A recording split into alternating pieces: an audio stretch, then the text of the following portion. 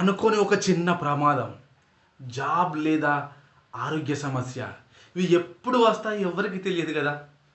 అప్పుడు మనకు సహాయం చేసేది మన ఎమర్జెన్సీ ఫండ్ మాత్రమే.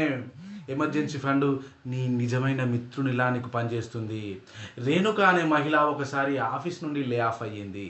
కానీ ఆమె దగ్గర 6 నెలల ఖర్చు సరిపడా ఎమర్జెన్సీ ఫండ్ ఉంది. ఆ సమయంలో కూడా ఆమెకు టెన్షన్ లేదు. ప్రశాంతంగా కొత్త జాబ్ వెతుక్కుంది.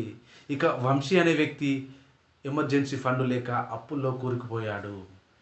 కనీసం 6 నెలల నుంచి 12 మంత్స్ వరకు సరిపడే ఖర్చు మోతాదుగా మీరు సేఫ్గా ఉంచుకోండి. ఎమర్జెన్సీ ఫండ్ లిక్విడ్ ఫండ్ లేదా సేవింగ్స్ అకౌంట్లో ఉంచుకోవాలి, లేదా ఎస్ఐపిలో పెట్టుబడి పెట్టుకోండి. అదే ఇన్వెస్ట్మెంటు.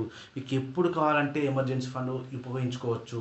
నిజమైన ఎమర్జెన్సీ వచ్చినప్పుడు మీకు అది మాత్రమే పనిచేస్తుంది. ప్రతి సంవత్సరం మీ ఇన్కమ్ని రివ్యూ చేయాలి. ఇది మన మనశ్శాంతికి బలమైన base my dear friends. Safety first అనే మాట డబ్బుకు కూడా వర్తిస్తుంది కదా. ఎమర్జెన్సీ ఫండ్ సృష్టించండి, అది మీ భవిష్యత్తుకు భద్రత ఇస్తుంది. This is my Ravi Siddhula, certified financial strategist. Thank you signing off. Thank you so much.